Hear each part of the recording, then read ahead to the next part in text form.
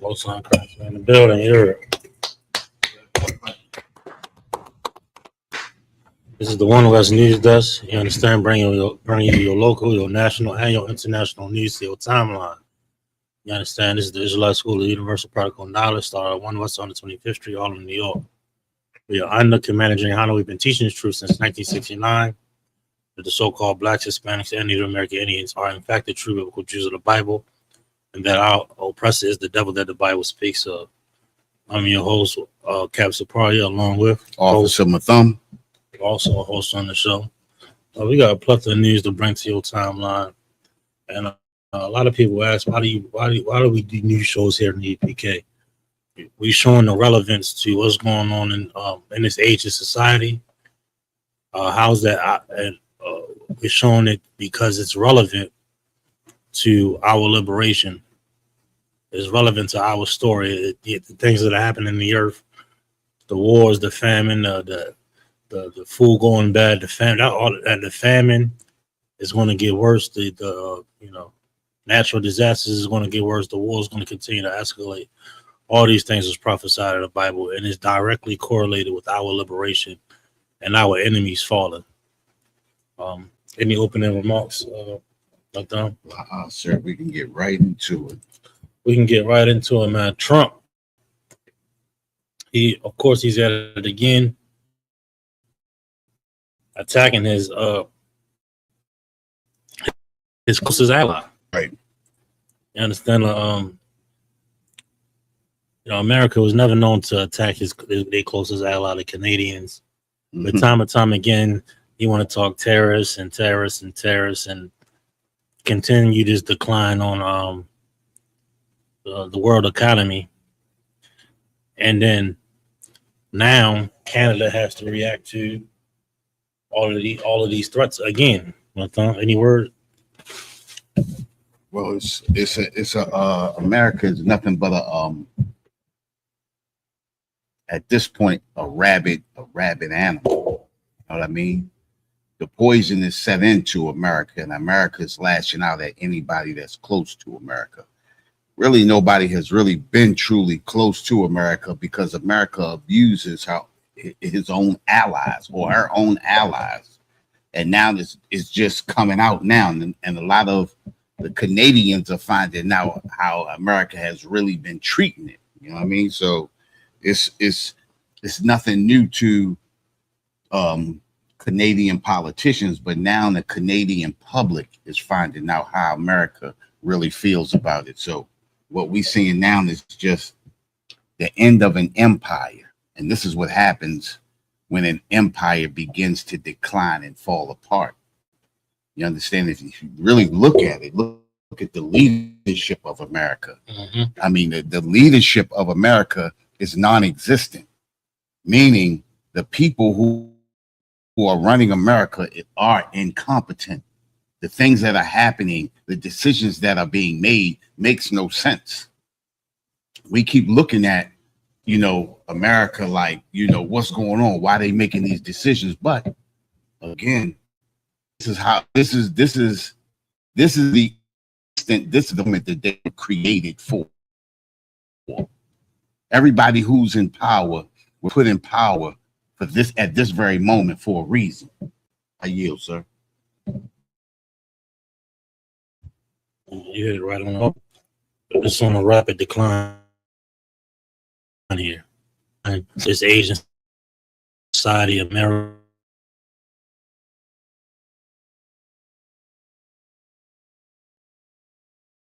Now it's a normal thing for America to go up against its own allies, even the closest one, Mexico, and you got Canada. Yeah, you just at war with everybody around you.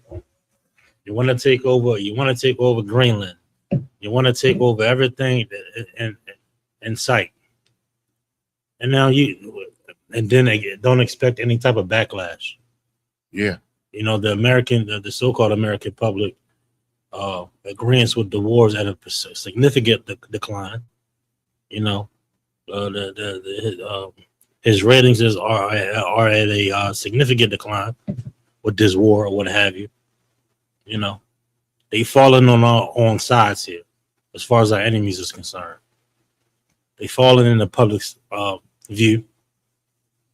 I mean, across the board, the Israelis, Ukrainians, in the UK. I mean, across the board, right? Right.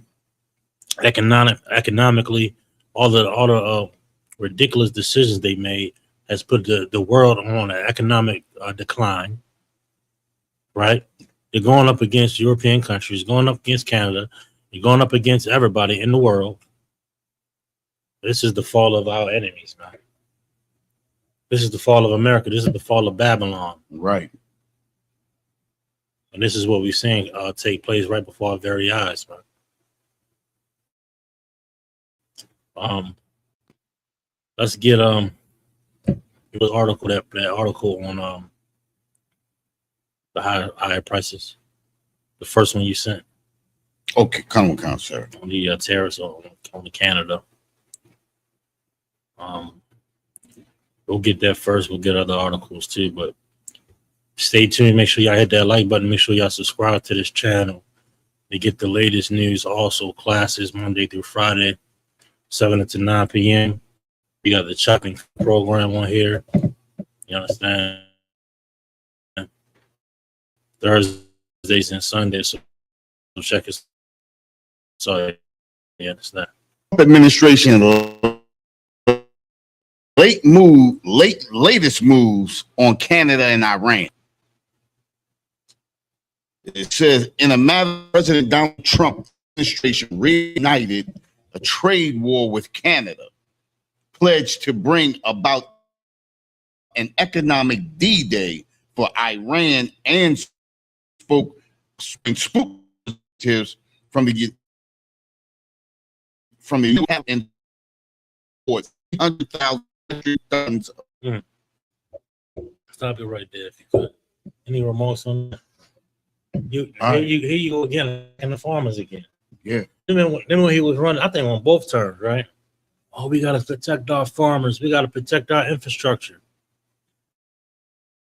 And here we go again on another economic decline, attacking your allies, which in fact affect your bottom dollar. You understand?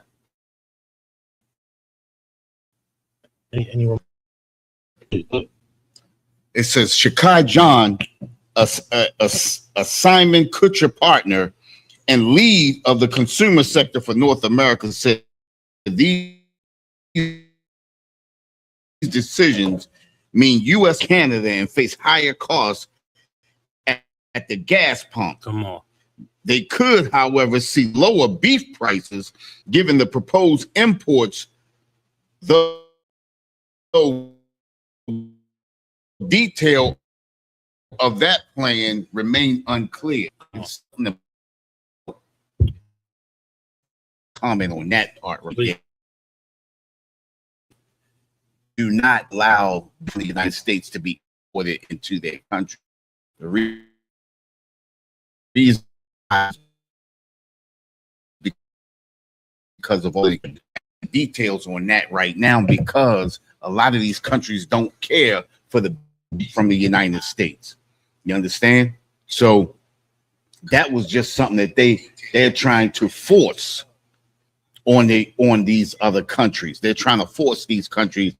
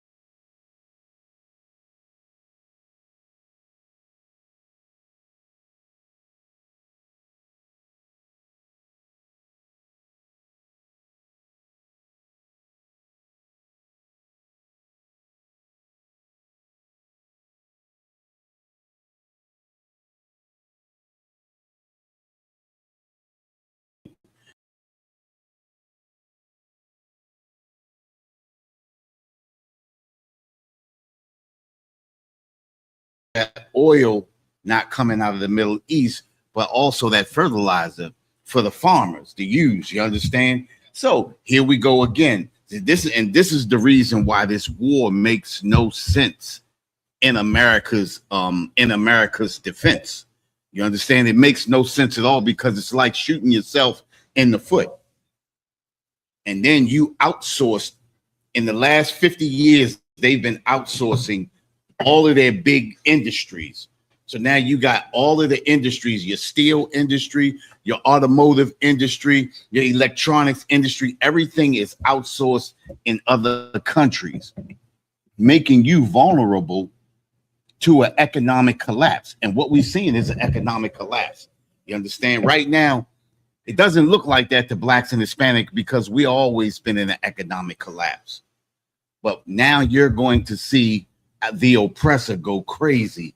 And everything that they're doing right now is like, it's like when you pull a fish out of the water. You see how they flop around and go crazy like that? That's what America's doing right now. We just watching the fall of America. We're watching the fall of Sodom. We're watching the fall of Egypt. You understand? I yield, sir. Absolutely right. Absolutely point. Babylon is falling on all fronts, on all sides here. Right. So, you know, it's always been time to lock in, but goddamn, what a time to do it. Yeah. I don't know. We're gonna pull a little bit more of this article on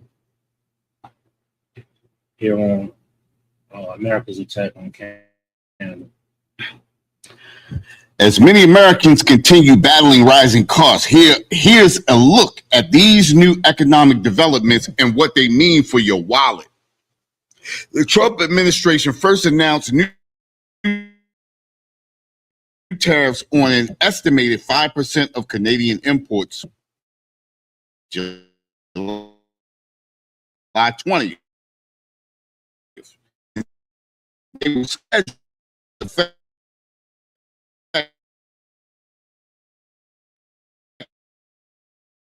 all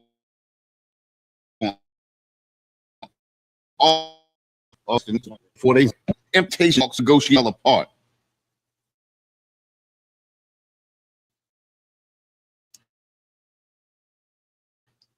And listen, those negotiations fell apart because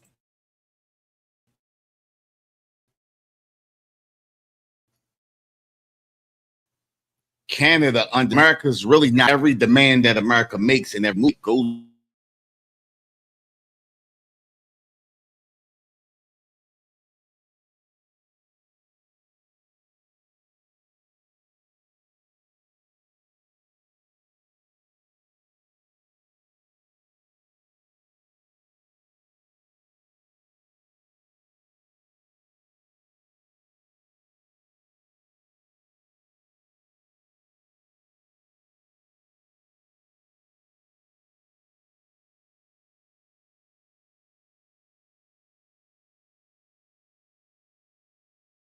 You understand? And everybody's moving to the Chinese currency, Russian currency, the ruble. Right. You understand? As we speak right now, because Japan is an American ally, they're in the debacle of their life because their economy is totally falling apart. You understand? Because they believed in America, and America is sticking it to them. And that's the crazy thing. You understand? And when you believe in a beast, the beast eventually bites you. And that's what's happening to a lot of countries like Germany, Poland, you understand, Japan, all of these allies in NATO. This is what's happening to them now. Everybody's starting to realize that, oh man, we made a bad move. You understand? And I mean, if you look at the history of America, it has never stood on it's treaties. It's treaties. There you go. Thank you, sir. It stood on the treaties and the agreements that they signed. You understand? And we've seen that. And this is what's crazy to me, Slagia, sir, if I may. Oh, please. This is what's crazy to me is how can you be a grown ass country. You watch America do what America does, and you still trust in America. You understand? We've been living in America all our lives, and we know what America does. You understand what I'm saying? And I know we were at one point the blinders were pulled over our eyes. You understand? We were in the spirit of America. But as for a country on the outside looking in, watching what America does, they should have known a long time ago. Mm-hmm. You understand? And that's the thing that baffles me. But again, everything that's happening is happening for a reason. You understand? And it's in the everything that's happening at this time is supposed to be happening at this time. You understand? I yield, sir. No, excellent point. Everything that is happening now is supposed to be happening. It ain't by mistake. It ain't by chance. But we are very, very in the midst of the last days. We've been hearing it for decades, right? Yeah. It's the last days, y'all. But now we point it out bit by bit, little by little, and we bring in scriptural relevance to what's going on. Right. The Strait of Hormuz, Iran, the great battle, all these nations coming into the valley of Jehoshaphat. Nation shall rise against nation. I don't know who America is not against. Right. I can count everybody that they against right now more than the ally. Right. At this point, you coming up against every goddamn European nation. I remember months ago, JD Vance went over there, was shunning everybody. It was damn near like a smear, what do you call it, a smear campaign? He belittled them. Yeah, he Shamed them. shaming. Yeah, there you go. Shamed the whole, shaming everybody. Shaming the whole UK when you the one that should be shamed. Right. And they your ally. Like, you supposed to like big them up and like, yeah, we're gonna fight with the Europeans. We're gonna make sure we're all on the same page. He was talking smack to him. Like, he went over there not to build but to destroy. Right. So the social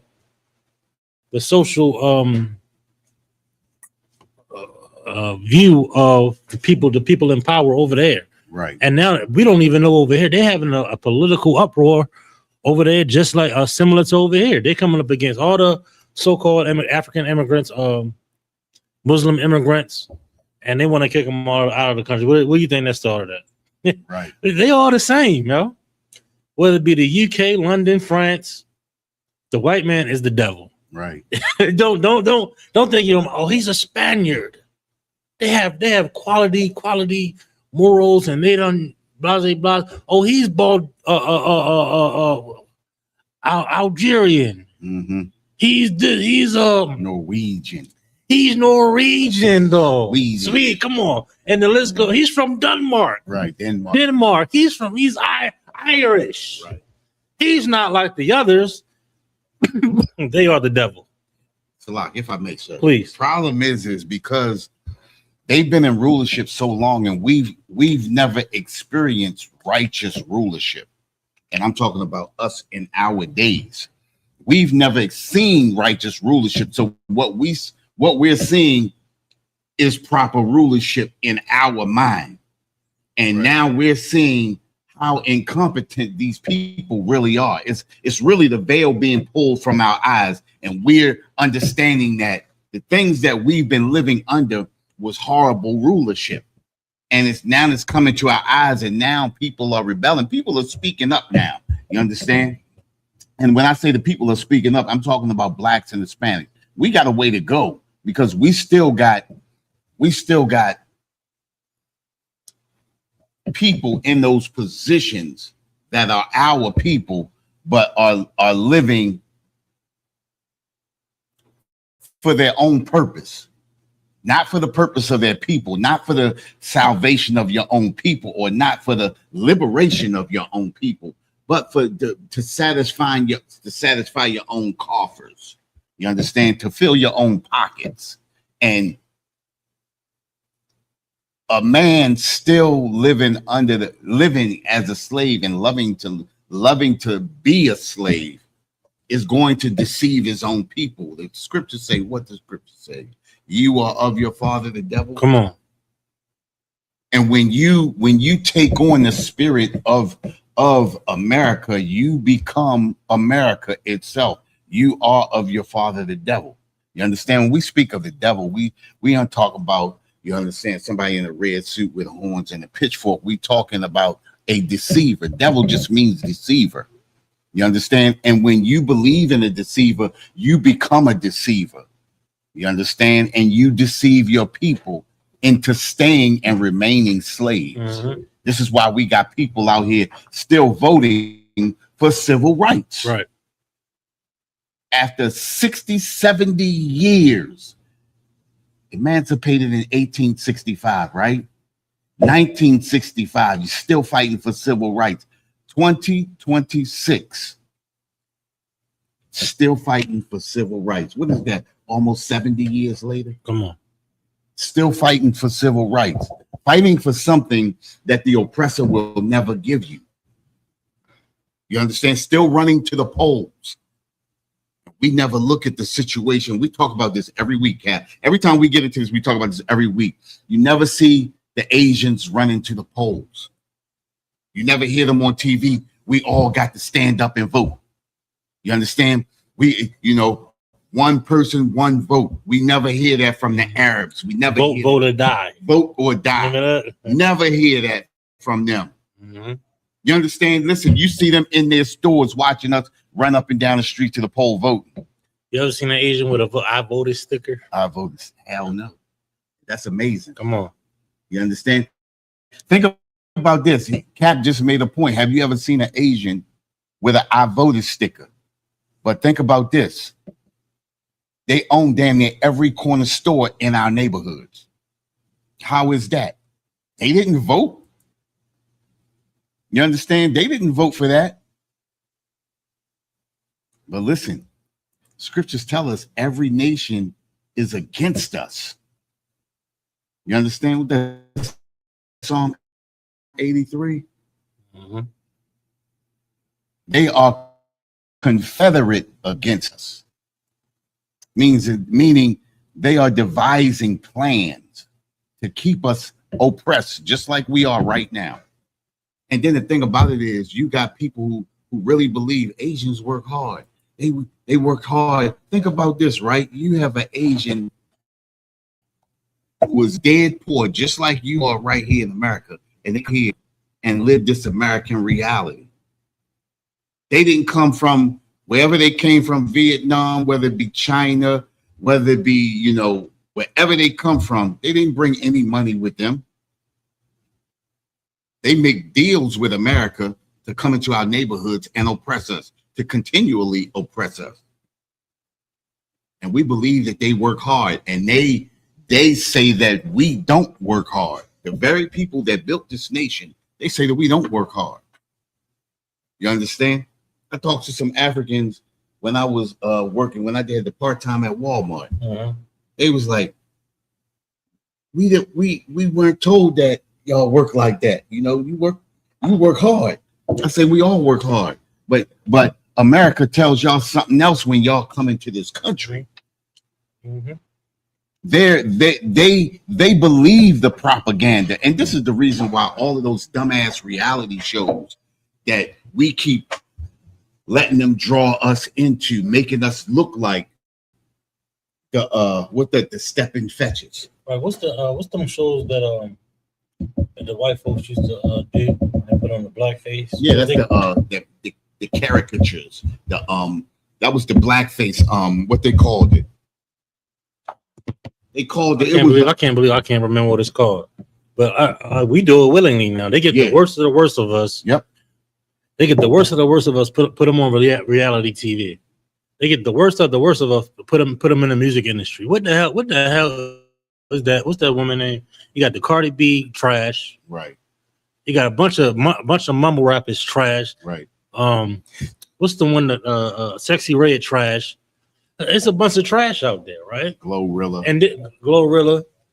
or what have you. They got a bunch. They got a bunch of trash out there, and I gotta get the name of what they used to call these particular shows. We did a class on a couple years ago. Yeah.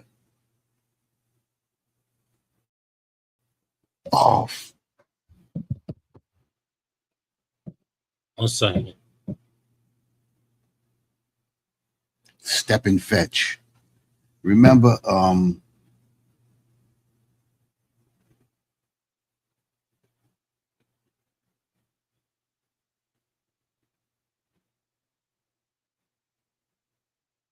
Minstrel shows. there you go, Mitchell. Yeah. It was on. I was thinking. I was like, no, that's not the name of my mind. Yeah, Minstrel shows, but they got they make sure they show Cardi B stank ass. Right. Excuse my language. Stank assholes on so-called these shows called baddies, all these reality TV shows or what have you, and then these are people put to the forefront for people to mimic. Right. They put it. The radio is so disgusting. I can't even listen to the radio. I can't. I don't know the last time I listened to 92Q or 95.5. Yeah. That's a local news right there. Yo. Right. I probably don't know what that is, but it's been years because it's been saturated with trash. Yeah. It's been saturated with minstrel shows. I get disgusted by seeing these. And then you had Megan Thee Stallion last year twerking for Kamala Harris. That's all she can do. That's all. And the thing about it is, just like you say, you hit it right on the money, right? They bring the worst of the worst. Think about this, right? Of all of the Jill Scotts, right? Of all of the India Ari, she could have brought on there somebody to represent us fully to the max. You chose a Megan Thee Stallion. Think about it, right? And I ain't gonna say I get it, but I understand you going for the young crowd, but you're also tearing our character up because Jill Scott, India Ari, and there's a whole lot of other young singers out there that you could have brought that would have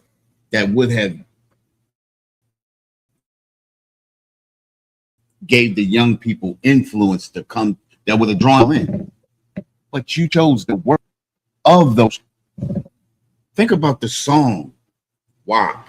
Because that's the first thing when I hear Megan Thee Stallion, that's the first thing I think of. You understand what I'm saying? You bring the worst of the worst. God.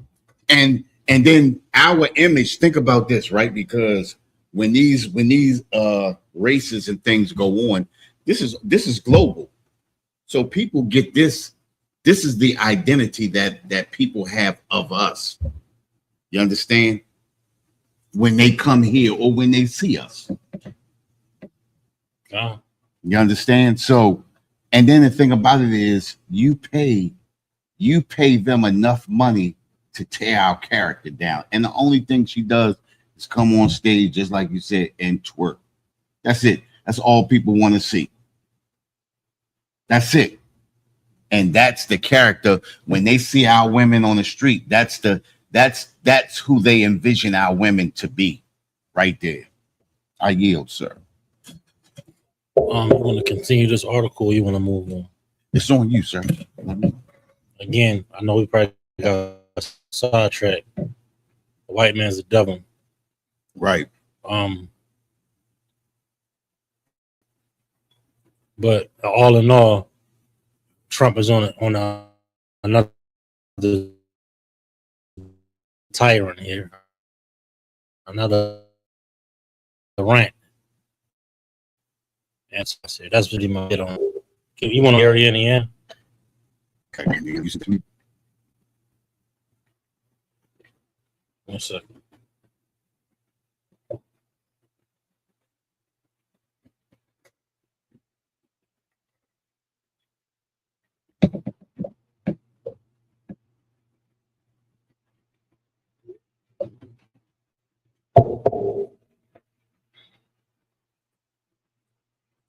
But again, I probably don't know because the damn the news ain't. You know what I heard? You know what I heard about Gary and the first, Gary and Annie and the first What's that? TikTok. The residents of Gary and I heard it from them on TikTok first. Yeah, we've been without power for X amount of days. I kept hearing it from TikTok. Oh yeah, Hearing it from TikTok. right. I didn't hear Fox. I didn't hear Bloomberg. I didn't hear No, CBS. I didn't hear nobody talk about it for whatever. Any words on that? sir. But I mean, what do you expect? Gary, Indiana. It's a black town, a black city. You understand that? Why should they move their feet? Why should they be in a rush to get the power and stuff back on? Why should they be in a rush? You understand? And this is the reason why we should separate ourselves from them in every aspect of life. You understand? Think about this too, right? And I don't want to get too far off, but they got two brothers warring against each other. And I'm talking about Shador Sanders and Deshaun Watson. Mm-hmm. You understand? This is the reason why we need to have our own leagues. You understand? Because they're dictating all kinds of scenarios and things that aren't really happening. They're making them happen just by talking about it and bringing it up as an issue. Long cries, but also out here. You understand? And when we put our faith and our fate in the oppressor, what more can you expect? Salaki, if I may, sir. Please. 35 million, and I'm not going too far. $35 million on Rash Field. But we can't get AC systems in our schools. We can't get heating systems in the wintertime. But they spent $35 million in 2 years. $35 million on Rash Field. Right. You should be asking. Well, you should be asking your representatives what they really investing for. You giving a billionaire $500 million for their organization. Right. Right. You're giving a billionaire $500 million to $1 billion. And what does it do for your city? What does it do for the people of your city? Brian and Scott and Governor Westmore, they just approved this renovation at the M&T Bank Stadium. All this renovation, everybody's excited. Oh, we just got the statues back. Johnny Unitas, Ray Lewis statue back. We about to open it up and all these renovations. And I'm rolling through Baltimore City. Right. Every 100 foot is a goddamn pothole, but we ain't got no money. Oh man, I just banged the pothole, this morning. Come on. You understand? And I mean, so you mean to tell me $35 million on Rash Field, then right around the bend at the stadium, they put more money into downtown right there, when all of that money could have been dispersed and could have gave us better schools and put us in better situations. Better schooling, better computers, better teachers, better funding for the teachers, better pay for the teachers. Right. Better schools, better filtration systems, air conditioning. Goddamn. We talking about, and then what also obsessed me with them on this? The superintendent of Baltimore City has been getting pay increase after pay increase after pay increase when the numbers are continuing to decline. Our children cannot read. Right. This is something. Come on now we getting local now. The children cannot. I remember growing up, I'm with my peers. And my peers was like, yeah, I can't even read. I'm like, what the hell happened to you? Right. I guess I skated through because I can read. Right. I ain't gonna say I'm like an English teacher, but I can read. I can get by. You know what I'm saying? It's a lucky, but we talking about in high school, graduating each year cannot read. Salaki, sorry if I may. Again, this is how you destroy black families, right? And it's a war on blacks and Hispanics, natives. Understand? Think about that. Think about the year when they had no student left behind. Yep, that's when. What the whole purpose? The whole purpose of no student left behind. Now you won't feel bad when your child doesn't move on to the next grade, because now it's not going to happen. Now you won't feel bad when your child doesn't walk across the stage, because it's not going to happen. But the disappointment is going to come when they get out there in the working world and they have no skills at anything. They can't read. They can't comprehend. They don't know math to get them a simple job. What's the alternative? Streets and crime. The whole point is they call it from the school to prison pipeline, right? It's still a school of prison pipeline, but we're going to funnel you all the way through school so that you know nothing. So you have no alternative but to be here. That's it. Because think about it, right? At all of the white county schools, they did not take out the skills centers. Mm-hmm. Remember how they had, all right, every school had a I forget the term. It was like a we had machine, we had shop, we had woodworking, we had a printing class. They had cosmetology at my high school. Yeah, they had it at mine too. Because you see the girls come to school with the heads in the bag. Mm-hmm. They always came to school. We had cosmetology in school too. You had every student when I was coming to school the music had home economics. You had to be able to fill out a checkbook. You had to be able to fill out an application. Taxes, properly. They doing breakdown on taxes, and you had to be able to do income and rent and everything. I remember that. You had to do all of that. We would sit in class and they would say you would have to act like you had to pay your rent or you had to go pay a bill. I think they called it a selective credit. It was like, was it called a selective credit? That was regular home ec. When I was in school, that was regular home ec. Everybody got that. Okay. Everybody had home economics. You understand? But if you training everybody to be Officer Batak said vocational schools. Yeah, vocational schools, right. A Batak, that used to be in every school. When I was in school, every school, it wasn't called vocational school because every school had it. No matter where you went, it was already there. Auto mechanics in there. Yeah. It was especially back in the day, not now at all. At the back of the school. It was a driving school. Yeah. In the school. In the school. that was when I was coming up, right? So it was such things of vocational school. Talk said there was electives. They had like electives. They called it. I'm talking about it wasn't electives. It was automatic. You was mandatory that I was in school. So that was by the time 1990 came, that's when they had vocational schools was started coming up in the 90s, in the late. So you had to choose where you wanted to go to, because my buddy he went to Forest Park, but he went to West Side Skill Center on Emerson up in the village, the West Skill Center, right? Because they took it out of Forest Park. Once they redesigned Forest Park, they took a lot of stuff out of Forest Park. So he had to go all the way up to West Side Skill Center to do automotive. You understand what I'm saying? But back in the day, all of that stuff was at every school. Can we segue from Gary? We can go back to Gary, and I want to pull this quick article real quick. Concert. You want to send it to me? You want me to read it? I am going to send it to you. Give me 1 second. But that was the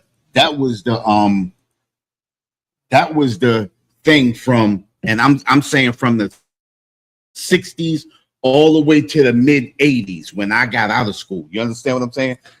Hey, Shalom, sister. Shalom, sister. Think about this, right? We had home economics in elementary and junior high school and into high school.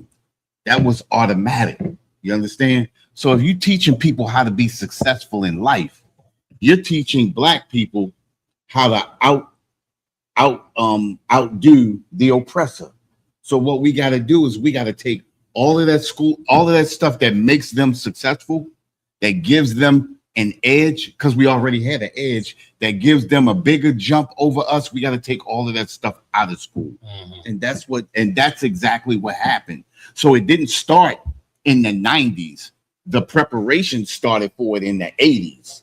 When you see people getting out of school and being successful, and the numbers in your prison system are not up to par, you have to make changes here to affect the people here. You understand what I'm saying? So in the 1990s, not only that, what else did it correlate with? Correlated with the gangster rap. So when you start something here, and then all of a sudden you got people who are not educated here, and then all of a sudden you put something in their mind that gives them that destruction feeling. Right. This is what we got in the 2000s right now. We're looking at what they started in the 80s. We're looking at that right now in the 2000s. Right. When they destroy your neighborhood, think about this, right?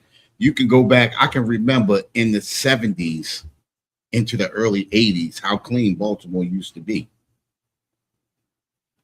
Remember not Kurt Schmoke, but Mayor, what's his name? What was the white dude name?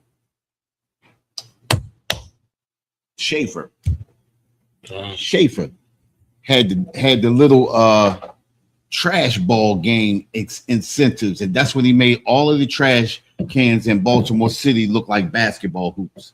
So the top of it was orange like the rim, and then the little things coming down would look like the nets was white. And they had it a little cupped off, and you could shoot your trash into the trash can. Look up the old commercial trash ball in Baltimore. It was a commercial that they had. Baltimore stayed clean. Right. Mayor Governor Westmore does not care about black people. Ooh, yeah. Mayor Brandon Scott does not care about black people. Right. All your people in them seats in City Hall or what have you. It ain't a call out, but you trash, yeah. You're mismanaging the money. You're mismanaging the money, and the children and the families and the people of Baltimore gotta suffer from your horrible leadership. Right. Your horrible. Oh, the crime rate is down. Call the police about a minor incident in your neighborhood. See if they show up. Call the police about a minor incident at your apartment complex, in your home. It can even be a car accident. Mm-hmm. How many times have the police just not shown up for you? That's how the crime rate is going down. They're not active. The crime is there. I didn't even. I mean, think about how many times. How long did it take for them people to come up there for that accident up there that you saw for with that trailer incident? Then with the sister, somebody accused the sister of. Oh yeah. How long did it take? Took them a while. It took them a while. We had to stand up there with the sister up in Towson. You understand? You got to call a couple times. You got to call. Hey, yeah, we called it earlier. You got to call You got to call the cops twice. Wait a minute. This was even worse, right? It looked like the two county police came. Looked like they was irritated. They lazy. They had to they lazy. It wasn't Salakia, sir. Go ahead. I think they were more irritated because they realized it was the oppressor's fault and not the sister fault. Right. And they didn't want to write her up. If it wasn't, and I hate to say it was a beast too. Mm-hmm. But if it wasn't for that state police being there, right, they would have let her off. Because state police has got priority over them, especially over them traffic incidents. Yeah, state police. If it wasn't because they police, real DOT. Yeah, the city police ain't really Department of Transportation. They more criminal type. Right. They was county police too. Right. They was irritated. 100%. You understand? And the state police is the one who gave her the citations. Mm-hmm. The sister hit us back, texted us back, and thanked us for pulling over and coming up there to help her out. But this is the thing too, right? This is the reason why We have to stick together. And we say this, and I know it's a cliche, but we are all we have. We are the only ones that are going to bring us through. You understand? And here in this UPK is the only place the righteous rule. You understand? And the reason why we're going through most of the things that we're going through because we are not obedient in the ways that we should be. And we're seeing what we're supposed to see when you're living under the oppressor and you're living in the spirit of the oppressor. You understand? These are the things that are supposed to happen. Think about this, right? We don't want to go too far off, but think about this Nolan Wells incident. Think about everything that they're going through to keep, you understand, this a lot of this information out of the news. You understand? And we keep sending our children into the wolf's den. Right. We keep sending our children into hell, believing that they're going to get a better education. You waited till this boy just graduated, and he's unalive, and now everybody's sitting around saying they don't know what happened to him. You was out there with 30 plus other white people. Right. Now, and you know what's really pissing me off now is when you start seeing all the little the AI things with him shaking his head and shit like that. You know, you should have thought about Slovakia, not him. I'm not talking about him. But when you see these parents, you understand, and I know they can't be this can't be the first time that they hearing this. You understand? But what's the first thing that we say, man? As soon as I get some money, I'm moving up away from these black people. I'm moving around with white people to bed. And every time we do that, this is what happens. Sister goes to a sleepover with 5 other white girls. And then she's the only one that I'm going to say, wake up dead. Come on, man. That's the black people term. Yeah, wake up dead. You understand what I'm saying? I mean, but think about how often this happens to us. This is not, it'd be different if this was the first time it happened. This is something out of the ordinary, but this is not out of the ordinary. Right. We watch on videos how white people, think about the boat incident with the brother on the boat incident. If it wasn't for them niggas jumping off of that boat, jumping in the water and all of that, helping them. Montgomery Ball. Yeah, you understand the Montgomery Ball. You understand? If it wasn't for that, what were the possibilities of them unaliving that brother right there on that hill? Mm-hmm. Listen, because these people unaliving us with no guilt and no fear, knowing that, yeah, they probably could get off. You understand what I'm saying? The possibilities of them getting off is high. Understand this, right? When you don't have equal rights, you have no rights. Right. And again, equal rights is something that we believe we have, but we don't. The Equal Rights Act has never been ratified. In order for a law to go into effect, you have to have 38 states to agree upon it. In 2020, which was the last time, it failed. Mm-hmm. We don't have equal rights, so why do we keep going around believing that we got equal rights? You understand? When these police, what you said, the illusion of inclusion. Come on, man. It's an illusion, and the thing about it is, every time they bring up a law, we believe that is really a law until you start looking into the law books and they tell you that a law is not in effect until it has been ratified. Once you ratify a law, this is the reason why equal rights has never been ratified. Why do you think police can unalive you and get off so scot-free? Because you don't have the same rights as white people do. We keep believing that we're on the same equal playing field, but we have never been on the same equal playing field. Why would a person who owns you put you on the same level as them? Why would they give you the same power that they have? Right. It doesn't make sense.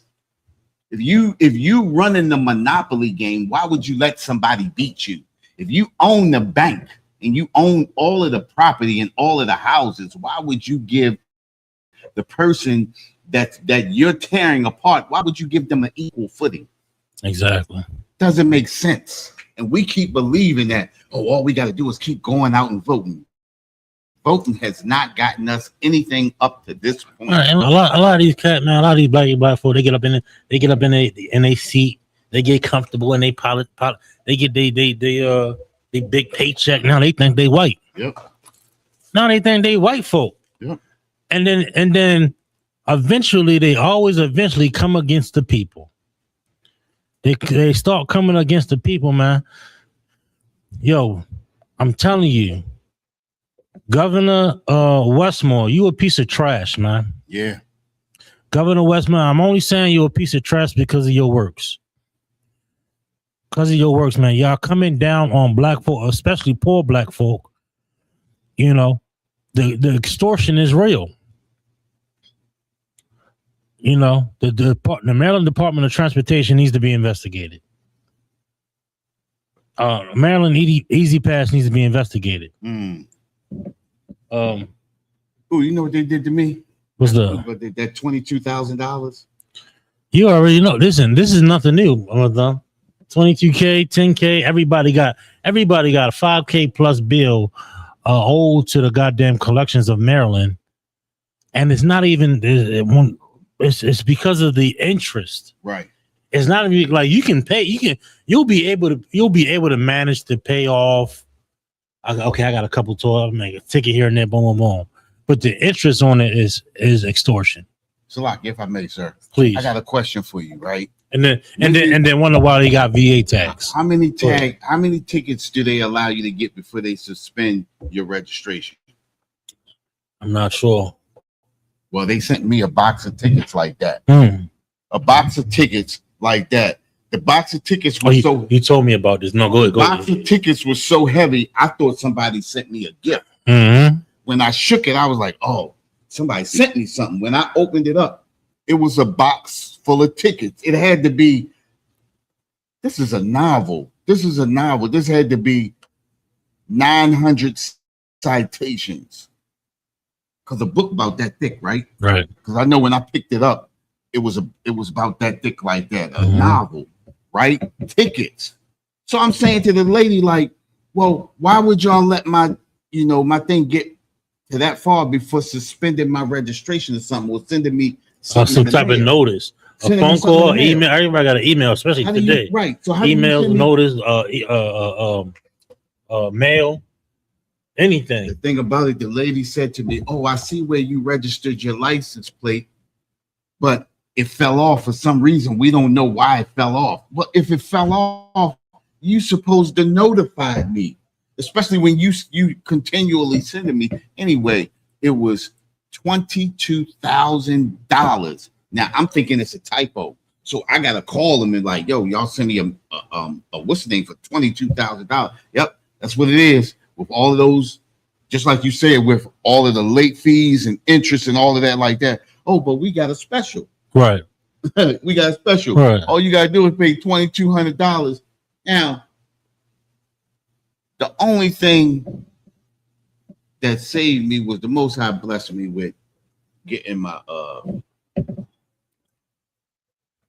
refund back at that time. But my thing was, my registration should have been suspended at the $22,000. So if you didn't do that, then evidently you must have known that, oh, this ain't no mistake right here. We doing this on purpose. It's an attack on it's not just an attack on the poor. It's an attack on black people. Right. And guess who's not doing a goddamn thing about it? Governor Westmore. Right. Ain't you black? Ain't you the black? I'm the black of the black governor, and I'm Democrat, and we're gonna do all the things for the black. I'm questioning that. I'm the black of the black mayor, and I grew up on the west side of Baltimore. I love black people. I got an afro. Right. Let me Mayor Bernard Scott, and I met him before too. Like, he seemed genuine, but at the end of the day, you a goddamn politician. Yeah. And black people is dying and starving in the ghettos, dying. and starving, and now we have extortion to the point people can't drive. Right. People don't have the right to drive because you so oppressed. You understand what I'm saying? Now, let me sidebar. This started on the education tip. Right. We got millions of dollars of state funds, all this money for the Baltimore Ravens and M&T Bank Stadium. Rashfield. We got all this money for Camden Yards at the Royal Park. Yep. You understand? And they trash. I mean, goddamn, they got this new ownership. Don't get me started on the O's. Listen, Don't get me started on the O's. They suck. They trash. Don't get me started on the O's. I bought this. It might be more in there. Please, if you need to go check. Don't get me started on the Baltimore Orioles. But the city's money, you know, outside of the city, Marylanders in general, you know, time and time again, flipping the bill for billionaires. Meanwhile, your sons and your daughter's schools don't have air conditioning. Your sons and your daughter's teachers aren't paid properly. Your sons and your daughters cannot read, do math because of the failed system. It's ridiculous, man. If I may. Please. Remember that's the wireless. Remember what we said, right? And now I'm starting to believe it because I was like you, because we met him out there. Remember that Juneteenth when we met him, right? We talked and that gay ass shirt, yeah, they had that gay ass shirt on. Up close, we talked to him right there, and you want to believe that, this, maybe he might be genuine. You know what I mean? And one thing that we have to remind ourselves, remember, he has the highest position in Baltimore, right? Right. Anytime you have the highest position in any of the oppressors' realms, you have to sign your life over to the oppressor.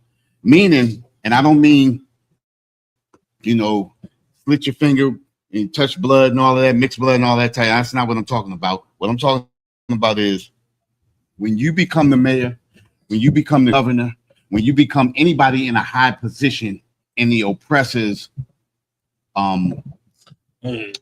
government. If I get elected mayor, they gonna fire me. Yeah. They gonna get me out of here. Well, see, that's everybody getting off of it. Listen, come on, yo. I'm gonna cause some trouble. You have a mandate,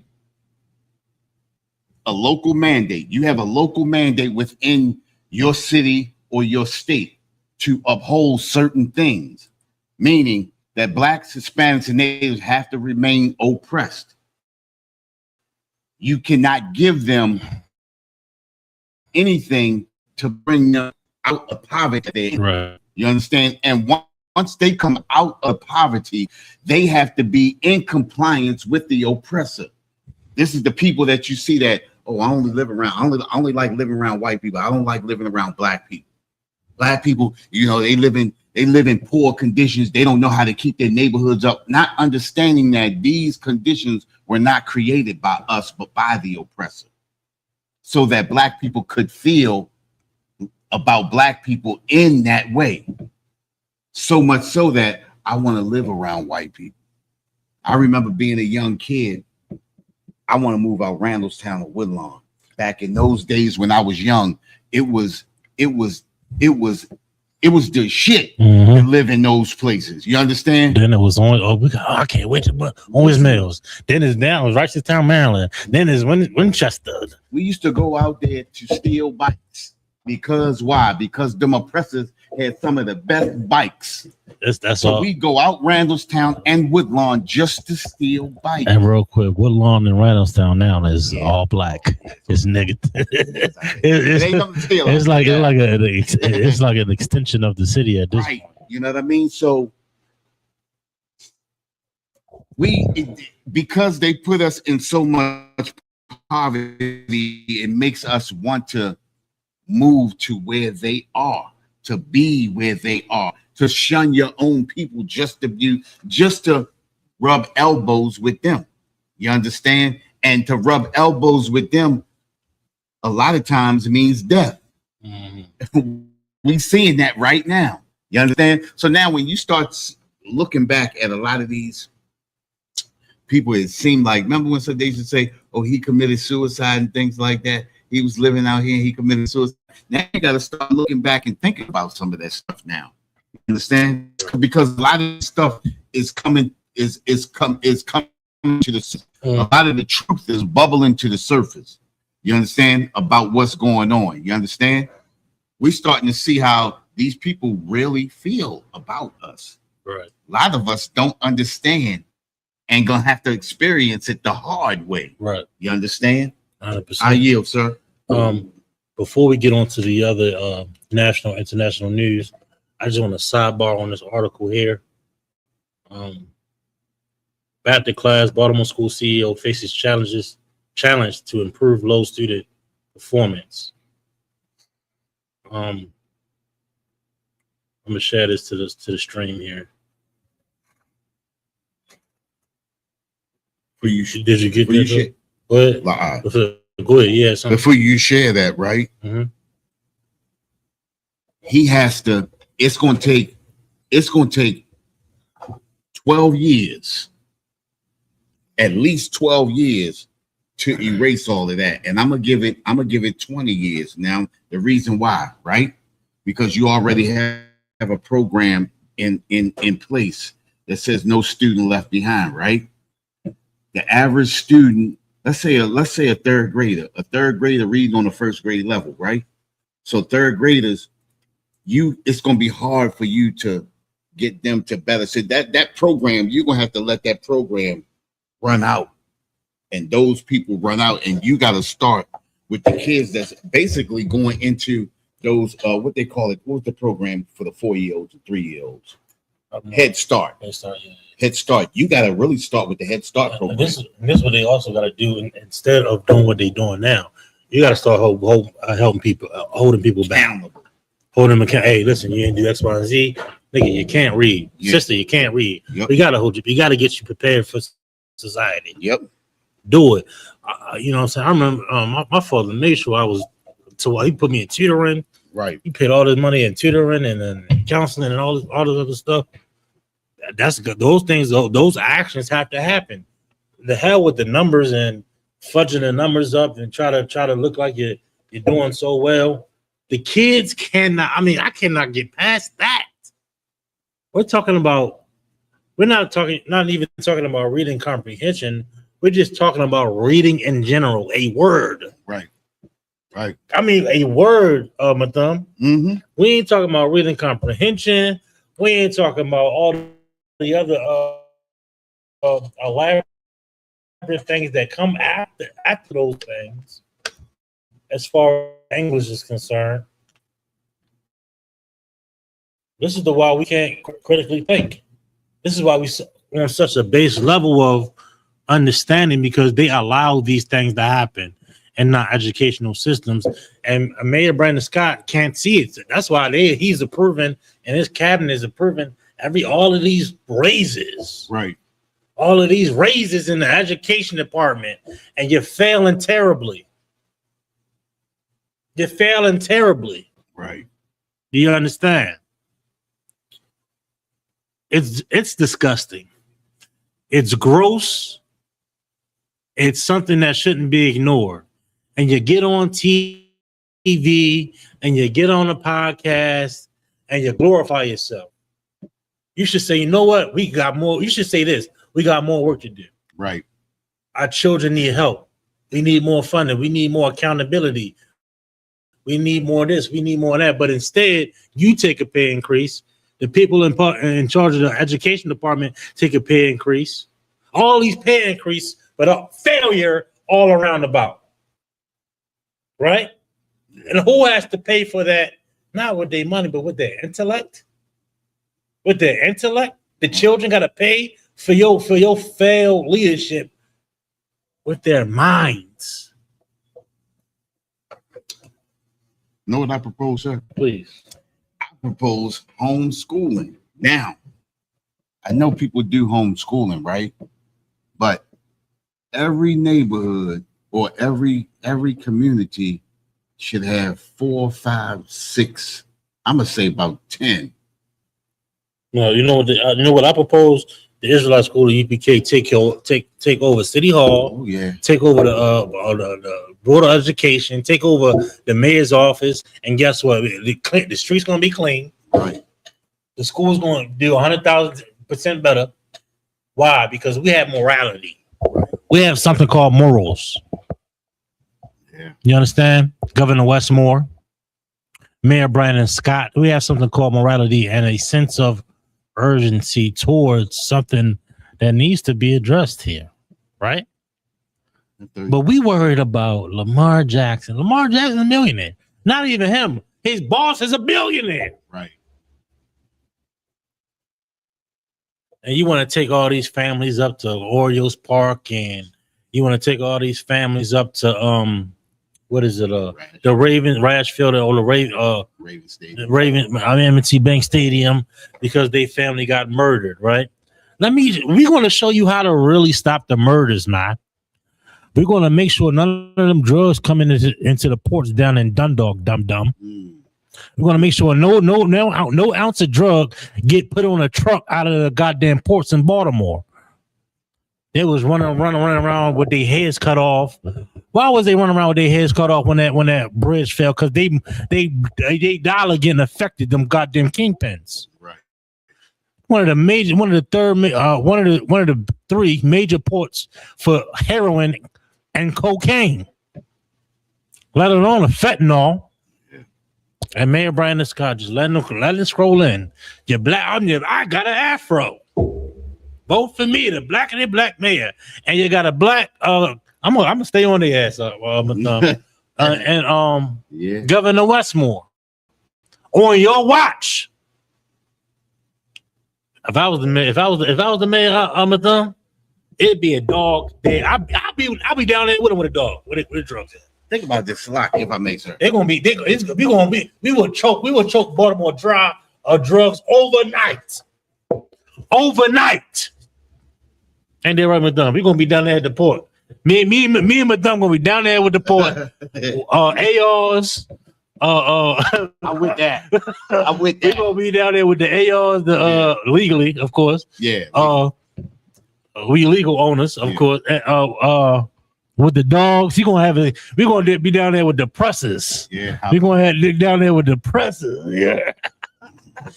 But I'm off. Give me some time. But listen, I'm off it. Go ahead. I'm thinking about this though, right? Think about this: $35 million in 2 years for Rash Field. Come on, right? Yeah. I don't know how many millions of dollars they put into the Raven Stadium and Camden Yards. Right. All of the money that they spent, and I believe it was 50 million, at least 50, starting off right down there at in Canton, where they built all of those new condominiums at. With they got the volleyball field, they got the pickleball field. Harbor East, right there where it's on the water, right? Boston Street. Harbor East. Yeah, Harbor East. Okay. Right there on the water, right? At least 50 million, and they still building, right? Mm-hmm. I ask you, how many computers can you get into Baltimore City schools? How many millions do you only need 1 million? How many computers can you get for $1 million in the Baltimore City school? A ridiculous amount. So now let's take 2 million. How many AC systems and heating systems can you fit? A ridiculous amount. Okay, let's take 3 million. How can you give those students a better education with properly paid teachers? A ridiculous amount. $5 million can clear up Baltimore City's problem across the board. Years across the board, because you properly paying the teachers that well deserve it. You understand what I'm saying? You just put that. Now we just counted up 35 million, 50 million, another 50 million, 135, $200 million in Baltimore City, just downtown alone, Harbor East alone. The stadiums in Harbor East alone, $200 million, and they don't have money to fix the school system. Just like you said, the superintendent is steadily getting raised. Why is he steadily getting raises? Because the task at hand is to send blacks and Hispanics through school uneducated, so that we can keep our prison systems filled, so we can keep the drugs in the street that we claim we can't control. You understand what I'm saying? The drugs that they bringing in, mind you.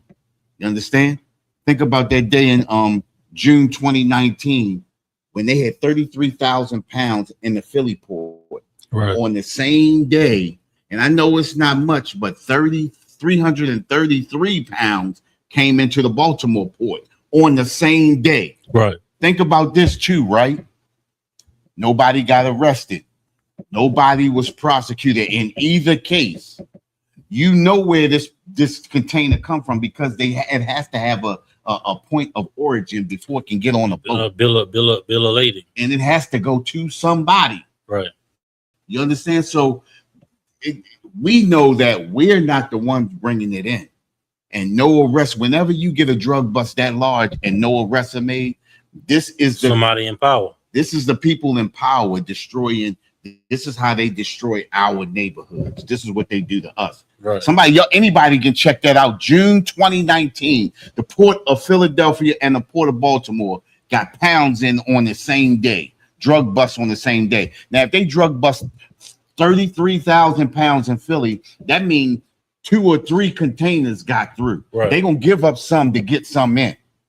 You understand? That's what they do to make them seem like they're doing their job. And all the way through, and remember, 2019 was when COVID was in. Right. Stuff was supposed to be shut down. And also, can I point something out to you? You know why it goes through? Because the cats down there ain't getting paid. Right. So you know who's gonna pay them? Cartel. Yeah. Why not? The police. Whoever's in charge, whoever getting a cut, gonna pay them, and they're gonna turn the blind eye. Now, just imagine everybody down there in UPK. Right. Imagine the UPK with morals and values don't give a damn about a goddamn dollar. Right.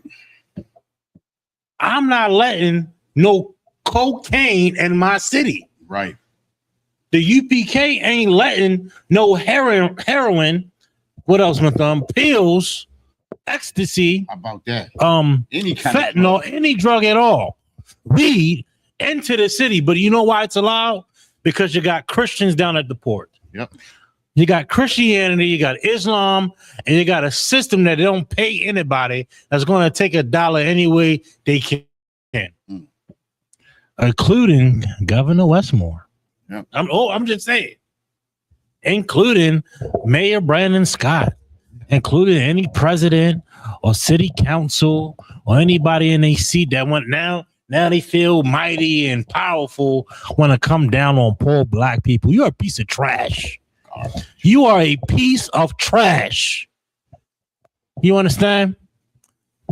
Try not to be a piece of trash. You ever try that? I ain't tried. You ever try not to be a piece of trash? You ever come down to the people and see the problems and see how we can resolve? But we're living in utter poverty and destruction and desolence and drug addiction and illnesses. And you worried about Virginia tax. Oh my. And you worried about Virginia tax? And you worried about Department of Transportation? We're trying to make sure that everybody has a Maryland tag. Years ago, we was trying to get you to investigate the Easy Pass in Maryland, dumb. Hold up, when it was under the white boy, what was the white boy, the last mayor? Hogan. Right, Hogan. Governor Hogan. Right. Governor Hogan. We was trying to get Governor Hogan to investigate the Easy Pass of Maryland. We was trying to get the Governor Hogan to investigate the Easy Pass of Maryland. You know what the Easy Pass of Maryland did? Oh, we're gonna come up with these programs, forgiveness programs. Yeah, how about that? Everybody still made you pay though. And it should have been illegal. Come on, my thumb. You know, I mean, because Bring it I up, was registered. All of my paperwork was in order. If it fell off, I had Easy Pass in the window. Yeah. It should have been. That should have been illegal. But look at the oppressor that we living under. You understand? And this is the reason why this system in this country has to fall. You understand? Because this is where we get it mistaken at, right? We keep looking at these black people that are in high positions, and we believe things are going to change. But nothing can change when you're under the thumb of the oppressor. Anybody who gets in a position of power is going to further the agenda of the oppressor. Nothing's going to change. Right. If anything, just like Cap said, if anybody tries to make a move, they're gonna fire you. They're gonna figure out some kind of way to say, oh, you stole money, or you illegally didn't register, and say you had 2 houses, just like they did the sister, what's her name, when she did the prosecution of President Trump. And they tried to say she lied on her mortgage application. You understand? They figure out anything. They find any little thing that you did wrong. Right. Right. What it is. Hey, but all in all, listen. Any black people that are up there in positions of power are under the authority of the oppressor. It's nothing else said. You keep believing that you're gonna go out here and you're gonna vote somebody in the power that's gonna change your condition. It's not gonna happen. Voting. Listen, this is how democracies work. Democracy is just as it is. You understand? This is what a democracy really is. There's no such thing as a good democracy. This is the reason why America spreads democracy with the sword. Every country that they go into and they invade, they say we're gonna put a democracy here, because communism or this socialism this is the thing that's the evil of the planet, when democracy is the very evil of the planet. Democracy is nothing but Christianity. Mm-hmm. Point blank. When you look at democracy and look how it spread just like Christianity was spread with the sword. You look back in history and you see when those what they called them, the Crusaders came. When the Crusaders went across different lands and different countries, right. They would send in the priests and the monks to get the people to switch over to Christianity. If they disapproved and rejected the priests and the monks would leave, and the next day the Crusaders would come in and start chopping heads. If the people still didn't turn from that point, then they burned down the whole village and move on to the next village. That's how Christianity was spread. That's how democracy is spread. USA aid is a form of the sword. This is what America does. Listen, what was the country just had the 7.4 earthquake? It was in South America. Not Chile, right? Was it Guatemala? I'm not sure. We covered it last 2 weeks ago, right? We covered it. I can't remember last week. But this is the thing, right? What happens is America waits see if I can find it until there's a disaster like that, and then they come in, they destabilize the government, and then they use that aid and say, listen, if you need this aid, we'll give this to you, but you have to have a form of democracy. Then America comes in, puts in who they want to put in, and then they can come in and pillage this Colombia, the water, the top. Yeah, the top, Colombia. I was just a little crazy again. But they come in, and this is what they waiting for Colombia right now. They waiting to come in. They waiting to offer them this aid, and in exchange for offering that aid, they're gonna have to let certain people be ahead of the government. And when they let those certain people become the head of the government or within the government, now America can come in and pillage this country for its resources. That's what it's doing to Venezuela right now. As we speak, they kidnapped a sovereign president from a sovereign country, which is illegal by international law. America does not respect international law. America expects every other nation to abide by international law. Not only that, America doesn't respect law at all. At all. We could just go there. That's the end all. That's the end all be all right there.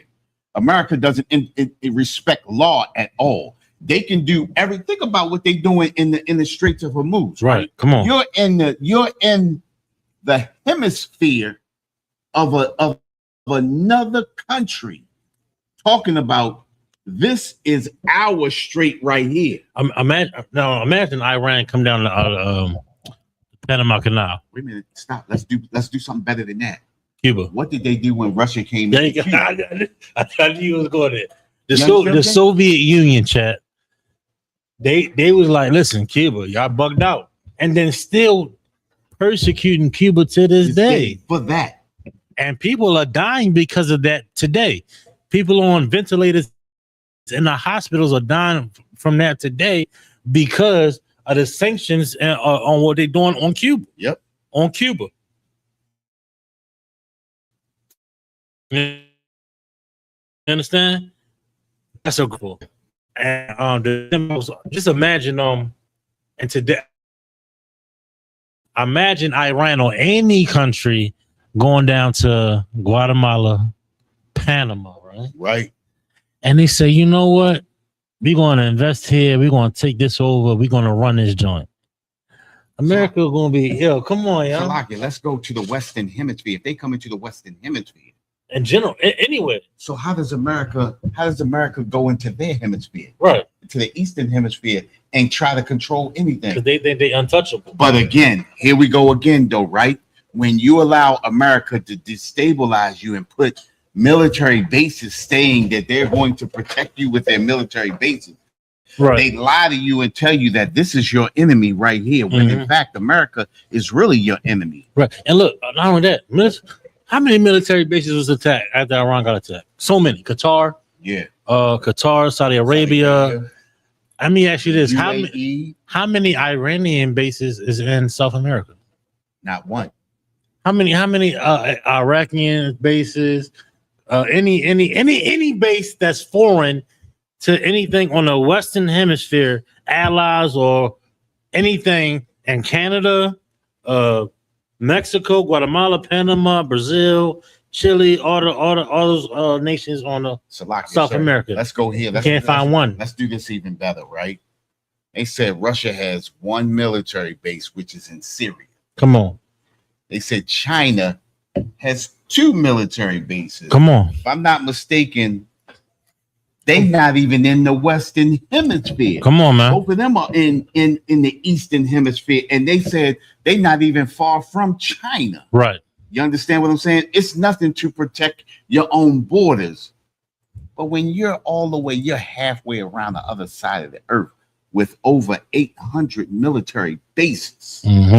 And now what Iran is saying that this war will not be over until America's military bases are out of the Middle East, meaning that they will no longer have power. That's the war about to happen, because America knows if it gets choked off from the Middle East, America dies instantly. That means you have no more access to any oil or any resources coming from the Middle East. So this is what do they call it? The dying. This is that dying where you go around and you just, the dog with rabies, know you dying and you just biting everything that you can. Babylon is falling. Babylon is falling. Hey, listen. Can we get this? I know what we watching right now. What we watching right now is history. Come on, hey, look. We don't think about it right now, but you guys, sir. But yeah, let's. Do you want to get back to that local article, or you want to go national? Get back national. The local article. Well, the local article was on Baltimore. The Baltimore. That was the We can get that real quick, and then we can get to. We touched on Gary, but we ain't got time to go back to Gary. Okay. And then we'll go to Israel after that, and then we gotta close. Come on, sir. So you want to do the Baltimore news was local news, though, right? Yeah, let's hit that because we was on it for a minute. Okay. Then we sidetracked. Come on. Let's get back to this Baltimore. We ain't off at Westmore and Brandon This Scott. was the shooting. Then this was the shooting right down at Lexington Market. No, I'm on the educational system. Oh, wait a minute. Which did you send that to me? I did send it to you. All right, let me go back out again. Hold on. Back to class. Baltimore school CEO faces challenge to improve low student performance. Back to school. I don't got that. I got the Hispanic student on the low. Hold on, let me get this to you then. Bear with me. Hey, chat, y'all bear with me 1 second, chat. So we got some local news that's prevalent, especially with you already know schools better be back in session even this week or in general. Right. And it's a lot of things going on, but let me get this over to you. But He's this also is talking about that Hispanic enrollment is dropping too because of, you understand, the sanctions and the deportations. You know what I mean? It's declining, because a lot of Hispanics know, even though they're legal, they don't care if they're legal or illegal. They still deporting them, period. right. You understand? And if you're a Hispanic and you've been here for 20 or 30 years, and then they send you back to your way or Check your Mexico. check your Facebook Messenger. Is that what I'm doing wrong? No, I just said it.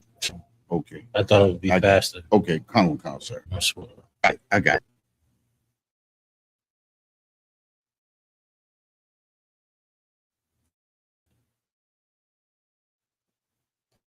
Let me know when you ready. Ready. But you can go ahead though. All right, this is a Fox News. Back to class. Baltimore school CEO faces challenge to improve low student performance. That was the day.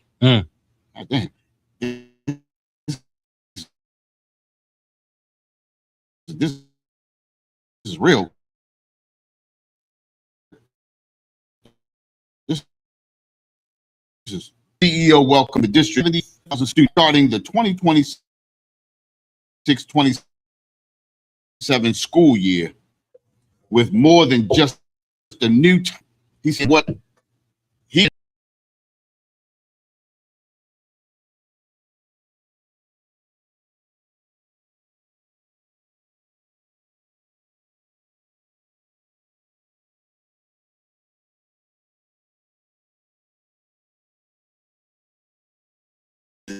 The reason why they paying CEOs and superintendents the money that they pay, because these are the results that they want. You understand? There's nothing new. This is what they want to happen. This is why they pay them that kind of money, to keep this stuff going. You understand? Because in the end, they know they're gonna make money off. Dawson told, it's really a ministry for me.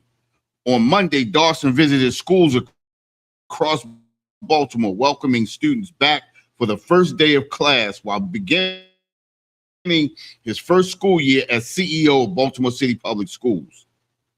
I am really dedicated to making sure that all children receive the high quality education that I received, said Dawson. But to get there, his district has a long way to go.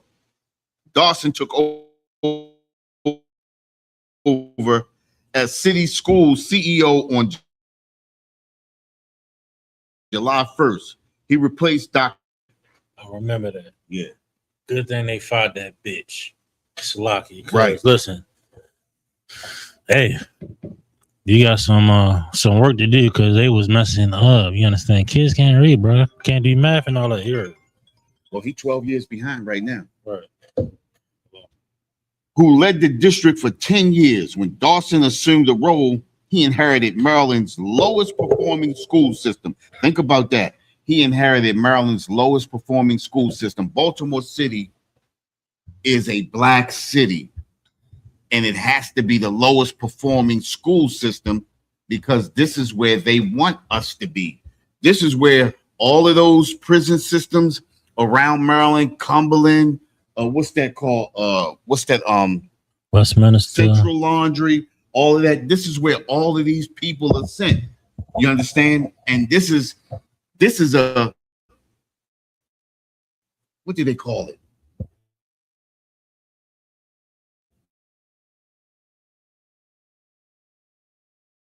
This is the place where they tourist attraction.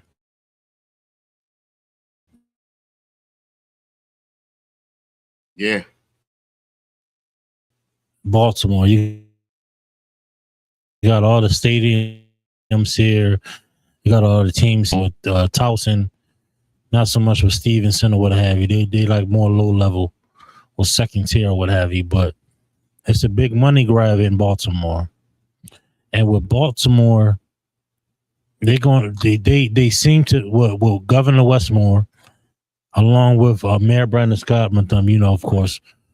They're investing in this Baltimore Ravens team. They're investing in the Baltimore Orioles, which is expected. But don't at the same time shun the students. You know what I mean? Right. Don't undermine and shun and, never mind the importance of the children. And our children are performing on such a low level, it's embarrassing. Right. It's embarrassing to have a student graduate from high school and not have the ability to read in 2026. That is utterly ridiculous. With all of the technology, all the advancements, all of the curriculum advancements, it is absolutely ridiculous that our children cannot read.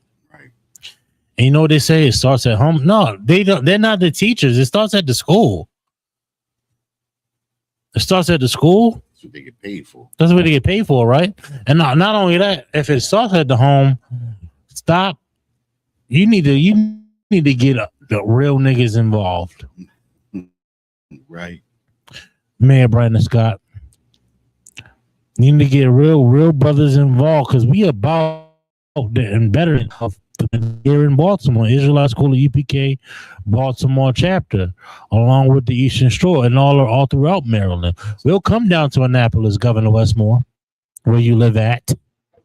Talaka, if I may. Come on, please. Let's stop. All of that money that you sending out to these CEOs and stuff like that, we got teachers right here in this school that you can pay a whole hell of a lot less to and get more of a benefit. You understand? Give us a couple of buildings. And a couple of months. And we can change Baltimore City just like that. You understand? We got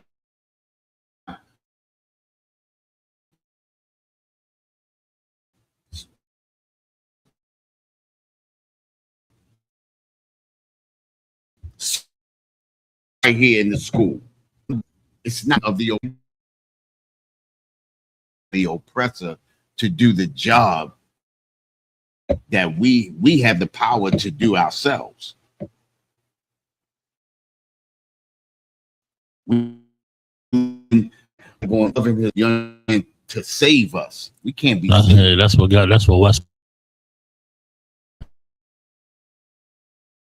More. Yeah. That's what you politicians think. Yeah. And listen, you got the power and the money to pay. And this is on this education now. You need to invest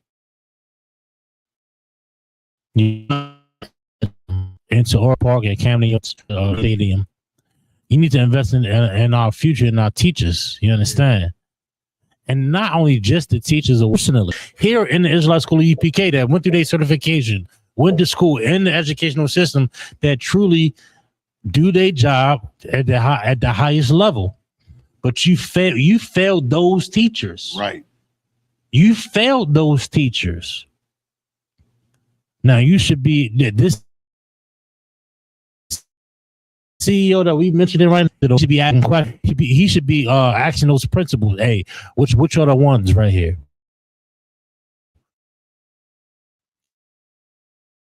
Give me the ones. We're gonna build a curriculum that like one. Ask those teachers questions. Do these instead of spending bills, right? I mean, I mean, even a child can comprehend that. School is important. That's ran by billionaires. Right.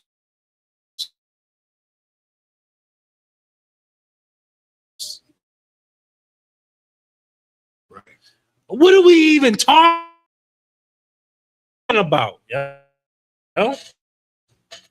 Keep a billionaire. Need a people. But we're gonna drop this off.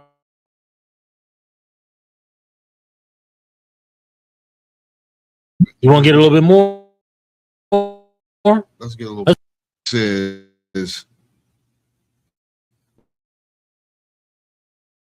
according to Maryland's inflation rate, lowest average SAT score, and lowest English proficiency rate.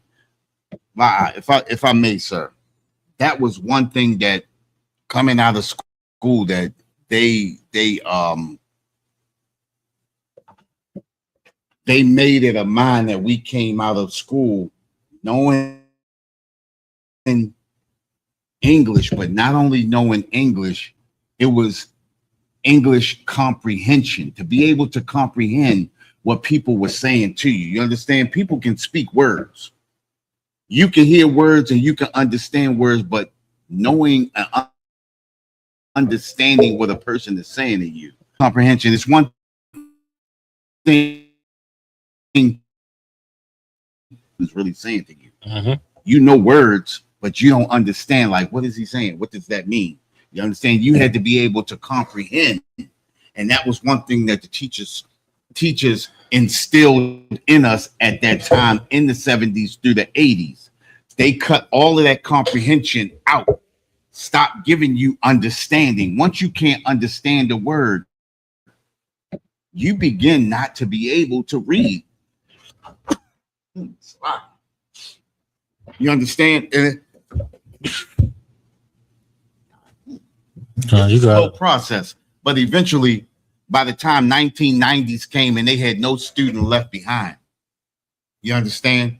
That was the whole point of having no student left behind. So that the failures of the teachers would be wiped over. So you can't really tell what teachers are failing and what teachers are not. You understand? Because there's no student left behind. So everybody's graduating, and you really don't understand and know that until after that child graduates or that adult graduates, and then they get into the working world and can't function within the working world. Once you can't function within the working world, now people get, because no student left behind. No matter what grade you get, we're forcing you forward. And every time they force you forward, you fall back further and further and further. right. You understand? Till you graduate, but you're reading on a 6th grade reading level.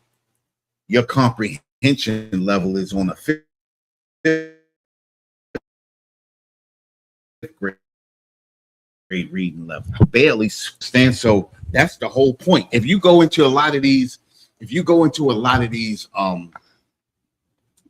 prisons now, and you ask these brothers to, fill out paperwork or fill out court papers or documents, they need help. They need help because they don't understand. And listen, it was a beast being in court and filing my own papers, and then having to go through, and I had to look up legal terms. Right.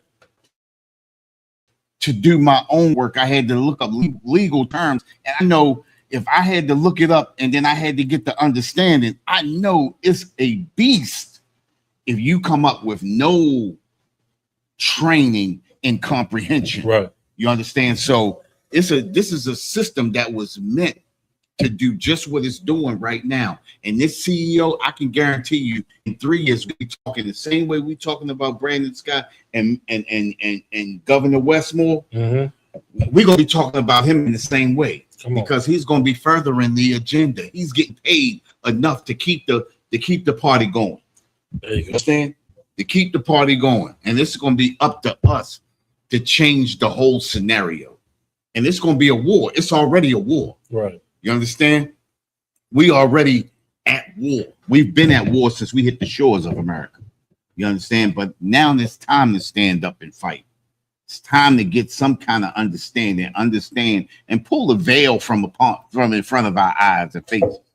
You understand? Look at what's going on.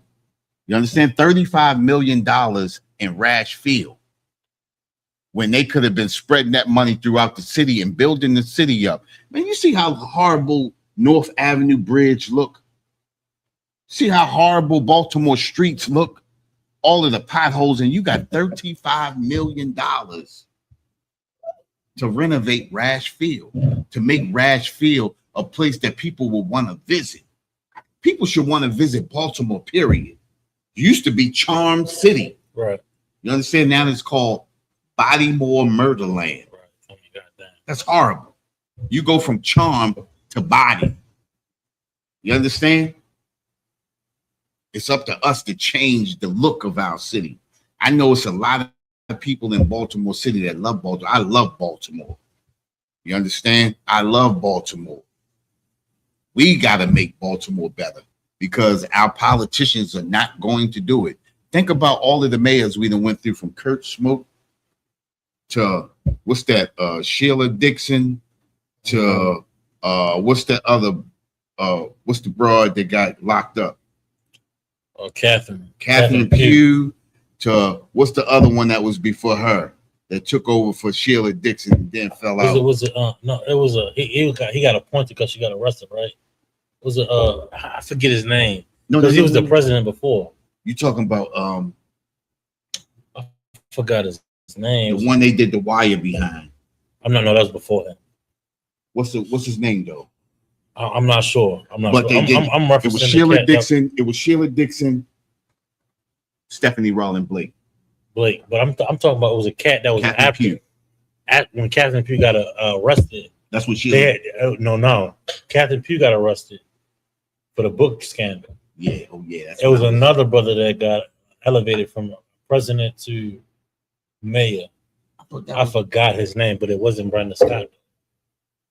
That wasn't his name. That was not his name. It's another mayor before. We had too many mayors. It's been too many. It's up and down, but I forgot his name. He was a peculiar character. He was funny, man. He was in church. He was one of those. It's been too many of them, though. You know what I mean? Yeah. And the thing about it is, think about this. Think about all of this scandal. I'm gonna get his name in a second. Think about all of this scandal that has been behind all of these mayors that we had in Baltimore City, right? Out of all of the mayors, every mayor that has been black has always had a scandal behind their name, but every mayor that has been white has never had a scandal, which is kind of odd because all of them have the same agenda. You understand what I'm saying? Whether it be Catherine Pugh. I spell that. P-U-G-H, right? P-U-G-H. Okay. Is that it? I think so. Oh yeah, Jack Young. Ballhead Jack Young. Ballhead Jack Young. Yeah. That was my man too. He's a trick. Jack Young was my man. Jack Young, he's a trick. And I talked to him personally. Yeah. Face to face. Word. Yeah. Now Jack Young, before he became mayor, he was a president of something. But he was next in line or what have you. I think he's still in the game or in politics or whatever. But Jack Young was after. I got his card in my wallet. And he ran for mayor after. Yeah. Against Brandon Scott too. Seat up afterwards. He gave it up. He gave his presidency up. No, he gave the mayor seat. Okay. Yeah, I thought he ran. I thought he ran though. He said he didn't want to run no more. He gave it up. Yeah, but that's real. That's real. That's real local. That's real. Yeah, real that local. Was my man. Yeah. Jack Young. Before I came in the truth, he was like, he was a big killer at Carrots. Seen him. Listen, me and my ex-wife had a contract, a cleaning contract. He seen well. I'm gonna tell you that much. He seen well. Yeah. We had a contract and we used to go to the gala. Oh yeah, damn. Damn, I didn't even see you talk. Talk was timing in, but Talk was. He said Jack Young. Yeah. Okay. He said that a minute ago. He said 2 minutes ago. Listen, the water. We used to go to the gala that the people we had the contract with had a gala at the what's the spot? East Martins West. Every year, they booked the whole Martins West every year. Had a big Windsor every year, right? Woodlawn. Yeah, at the Martins West. Right. Met him there and talked to him. He gave me his card and everything. I said, man, I hope you become mayor, man. We need to change here. You know what I mean? And he became the mayor. Yeah. But Catherine Pugh went to prison. He took over for her. Right. But after he took over for her, after that term was up, he said he didn't want to run no more. That's how Brandon Scott got in. Yeah, because and then he ran against somebody else. But Jack Young said he was giving up. And I think he, after running her term out, he realized how effed up it was. And said, you know what? I ain't gonna tarnish because I believe they probably trying to give him money too. Mm-hmm. I believe, and then how they gonna let Sheila Dixon get out of prison and then run? And then run again. How is that? She was a real candidate. Listen, but the thing is when you taking money and hiring your family members to do jobs that they not really doing, you just giving them checks. Yeah, y'all go down to City Hall and them city buildings, right? I went up there, right, for particular things for the school, right.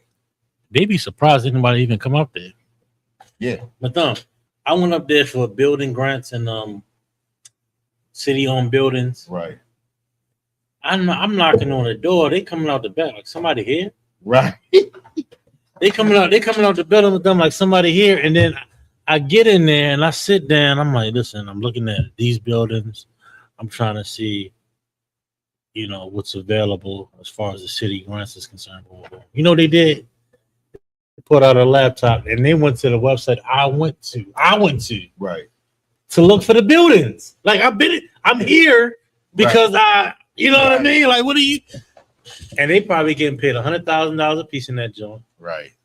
Wasting Baltimore money. Like, actually, so if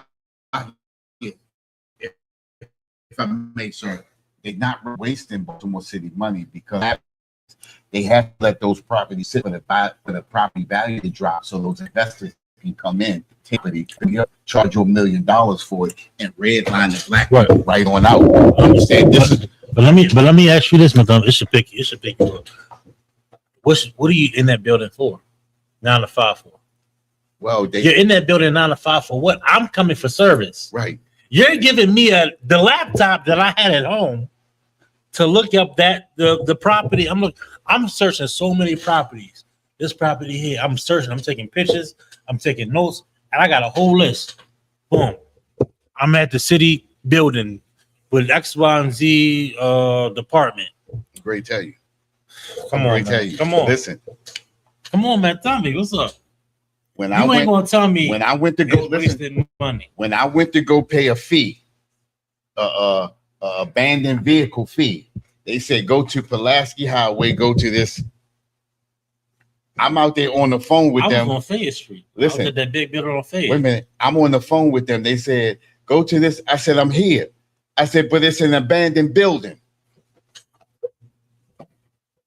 They said, what?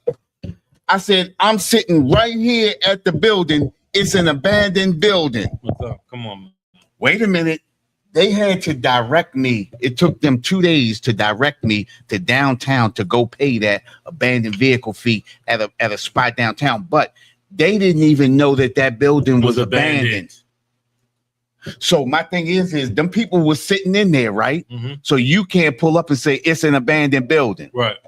So they have to have somebody in there, but nobody comes there so much so that they sitting in the back playing cards and eating. Come on. And then when you come knocking on the door, they like, what you need? Nigga, what you here for? Come on. You know what I mean? And that's the whole point. So it's not money lost. It's to say that, oh, we did have somebody there. Right. You understand? For a formality. Right. So it was a formality. But even in that formality, is that formality cost $100,000 a year for each person that's in there? Think about that. Wait a minute. Listen, I had to email the mayor. Damn. For them to call somebody to call me back and say, come over here and you can pay it over here. You understand what I'm saying? I had to email them. No, this is the thing with them. So the system is fraudulent. Yeah. All the way. I don't think we're in disagreement at all. No. I think we in agreement. No, we in agreement. Because it's so ridiculous to the point where when somebody really try to take initiative to better the city, because this entire school is not only to better the brothers and sisters, but when brothers and sisters get enriched and value was added to them, it improves the conditions of the cities. Right. Why? Because we're given morality. Think about how many brothers though, right? That would take a good job over selling drugs. Come on, right? Hundreds, thousands. So it's easy. It's easy. They want to. It's easy to clean up the streets of Baltimore without locking everybody up. Come on. You understand what I'm saying? Giving brothers an opportunity to change their lives. And that's what we do right here in the Israelite School of Universal Practical 100%. Knowledge under Commanding General Yohana. We give brothers a chance to change their lives. Go ahead, sir. Let me add to that too, right? Brandon Scott is right for trying to create conflict resolution. Right. But you can't create conflict resolution without creating jobs. Right. Yeah. You can't create a conflict to the squeegee boys without creating jobs. Right. You can't create conflict to the drug epidemic without creating jobs.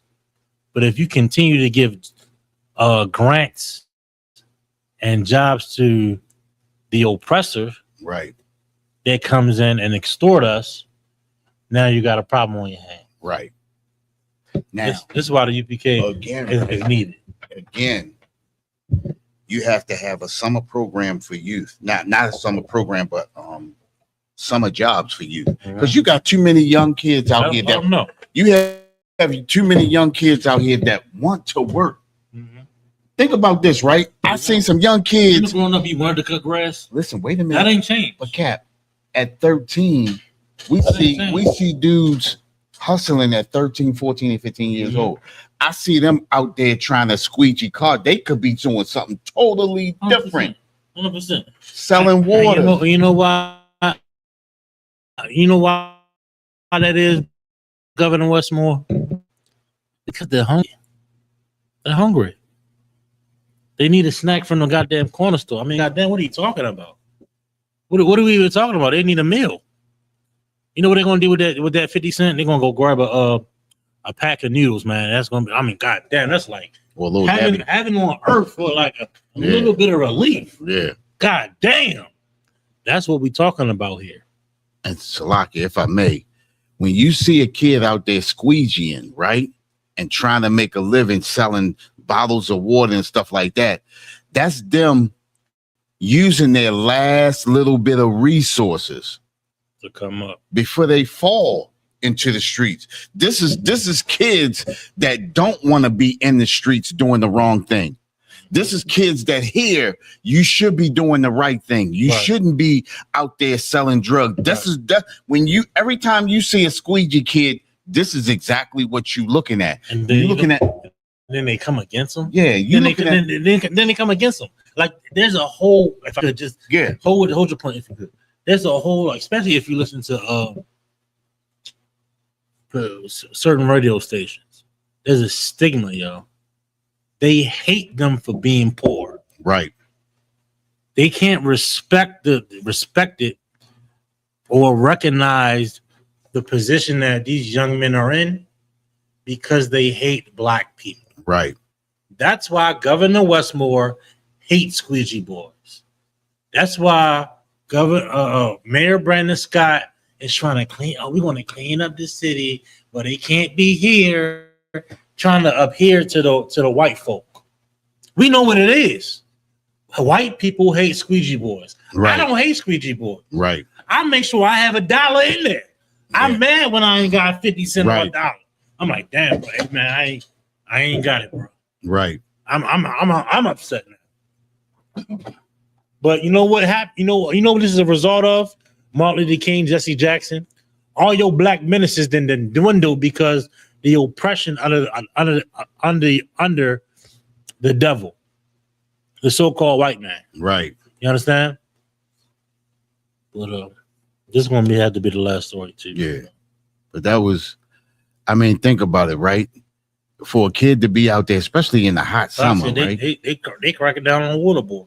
Yeah, I mean, you cracking down. Why would you cracking down on a water boy? But not on the dudes that selling drugs. You're cracking down on water boy, but not cracking the water. You got a policeman sitting out front of the liquor store, watching the drug dealers. Right. Watching them, just letting them sell their drugs. But a water boy, water boys. Ain't no selling. No squeegee boys. But check a Mayor Brandon Scott, make sure they got a patrol car at each liquor store, at each corner store, just to watch the drug dealer. Yep. Watch the prostitution. Oh, they got protection then. Come on, man. They got protection. Yeah, they got protection. But you want to close? Come on. Any closing remarks, please? Any closing remarks? Listen, like we said, we gotta and I don't care. I understand. No, I don't. I don't understand. Listen, we got to support them squeegee boys because they could be doing worse. They could be out here selling drugs. They could be out here breaking into somebody's car. But when you have the fortitude to stand out there and sell water, when you got the fortitude to stand out there and ask people to squeegee their cars, that's somebody standing out there that don't want to do evil, that's trying to make the best way that they can. We got to support them on that. You understand? If you here in Baltimore, you see a squeegee boy, just know he trying to do the right thing and not the wrong thing. I yield, sir. Absolutely. You said that perfect. You said that was a perfect breakdown.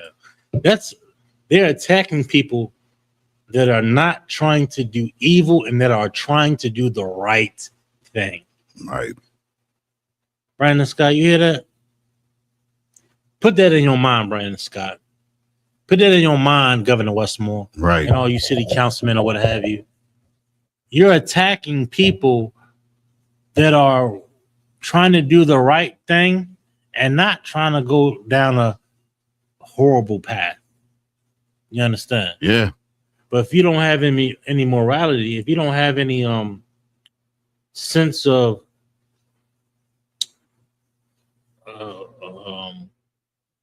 what's the word I'm looking for? Moral responsibility or mercy. You don't have any mercy, right, towards the poor. You're going to attack them. You're going to hurt them. That's why you need counsel and instruction from the Israelite School of Universal Practical Knowledge. This here is the Israelite School of Universal Practical Knowledge.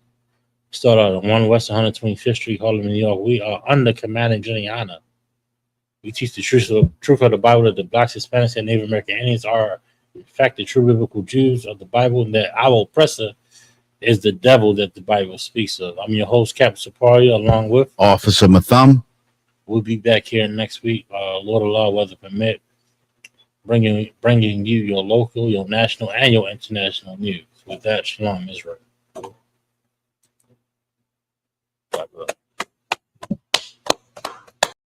Hey, listen, brothers and sisters, man. If you like what you hear, hit the subscribe button, man. Subscribe to this channel. And also, please go to ISUPK.com and pay your tithe. Drop me some cash so we can move around this planet like we need to, man, and do the things we need to do.